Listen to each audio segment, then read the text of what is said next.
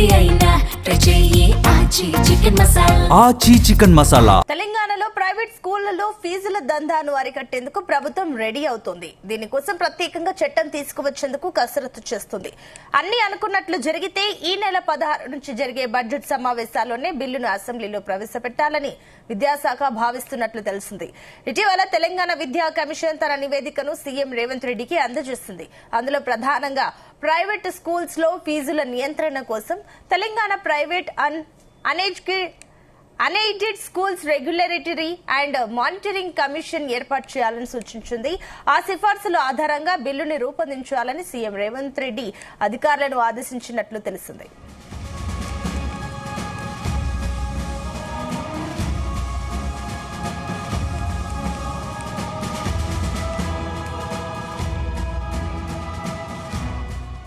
రాష్ట్రంలో private schools యాజమాన్యాలు ఇష్టానుసారంగా వ్యవహరిస్తున్నాయి. సదుపాయాలు ట్రైన్డ్ టీచర్లతో సంబంధం లేకుండా ప్రతి ఏటా లక్షల్లో ఫీజులు వసూలు చేస్తున్నాయి. కొన్ని విద్యా సంస్థలైతే ఒక మాఫియాగా ఏర్పడి ప్రతి ఏటా ఇష్టం వచ్చిన రీతిలో ఫీజులను పెంచుకుంటూ పోతుండగా మిగతా విద్యా సంస్థలు సైతం వాటిని అనుసరిస్తున్నాయి. ఈ అంశంపై పేరెంట్స్ పలుసార్లు ఆందోళనలు చేసినా ప్రయోజనం లేకుండా పోయింది. ఈ విషయాన్ని గ్రహించిన కాంగ్రెస్ ప్రభుత్వం ఫీజులను నియంత్రించేందుకు బిల్లును రూపొందించే పనిలో నిమగ్నమైంది.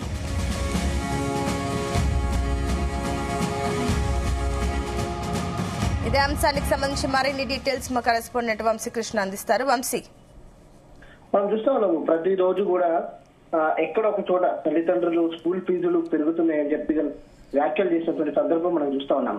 తెలంగాణలో ప్రైవేట్ స్కూల్లో ఫీజుల దందాను అరికట్టేందుకు ప్రభుత్వం రెడీ అవుతుంది. దీనికోసం ప్రత్యేకంగా చట్టం తీసుకొచ్చేందుకు కూడా కసరత్తు చేసినట్టు కూడా తెలుస్తా ఉంది. అన్ని అనుకున్నట్లు జరిగితే ఈ నెల 16న అసెంబ్లీలో ప్రవేశపెట్టాలనేది కూడా విద్యాశాఖ భావిస్తున్నట్లు కూడా తెలిసింది.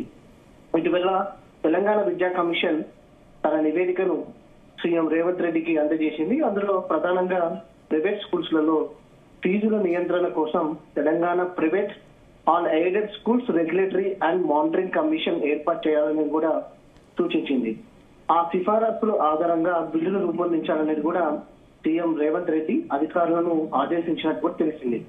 రాష్ట్రంలో ప్రైవేట్ స్కూల్స్ యాజమాన్యాలు ఇష్టానుసారంగా వ్యవహరిస్తున్నటువంటి నేపథ్యంలో అటు సదుపాయాలు ట్రైన్డ్ టీచర్లతో సంబంధం లేకుండా ప్రతి ఏటా లక్షల్లో ఫీజులు వసూలు చేస్తున్నాయనేది కూడా తెలపడం జరిగింది. కొన్ని విద్యా సంస్థలైతే ఒక మాఫియాగా ఏర్పడి ప్రతి ఏటా ఇష్టం వచ్చిన రీతిలో ఫీజులను పెంచుకుంటూ పోతుండగా మిగతా విద్యా సంస్థలు సైతం వాటిని అనుసరిస్తున్నాయనేది కూడా తెలుస్తుంది. ఈ అంశంపై పేరెంట్స్ పలుసార్లు ఆందోళన చేసినటువంటి నేపథ్యంలో ప్రయోజనం లేకుండా పోయింది. ఈ విషయాన్ని గ్రహించిన కాంగ్రెస్ ప్రభుత్వం ఫీజులను నియంత్రించేందుకు బిల్లును రూపొందించే పనిలో నిమగ్నమైనటువంటి సందర్భం కూడా మనం చూస్తా ఉన్నాము. ప్రతి ఏటా విద్యా సంవత్సరం ఆరంభం సందర్భంగా కూడా మనం చూస్తా ఉన్నాము.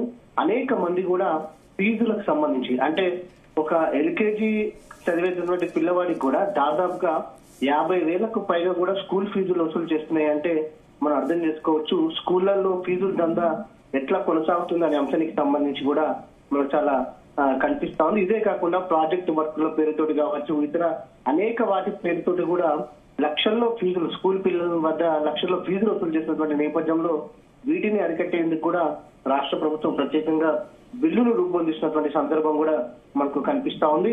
ప్రధానంగా అటు స్కూల్స్ కి సంబంధించి కూడా మౌలిక వసతులు ఎలా ఉన్నాయి, టీచర్లకు సంబంధించినటువంటి ఎలా ఉంది ఏందని సంబంధించి కావచ్చు. దాంతోపాటు ఈ మధ్య కాలంలో ఎక్కువగా ట్రైన్డ్ టీచర్లతో కాకుండా ఏదైతే కొత్తగా వచ్చినటువంటి టీచర్లతో నడిపిస్తున్నటువంటి నేపథ్యంలో వాళ్ళకి సంబంధించి కూడా కావచ్చు, వీటన్నిటిపైన కూడా రాష్ట్ర ప్రభుత్వం దృష్టి పెట్టినటువంటి సందర్భం కూడా మనకు కనిపిస్తోంది.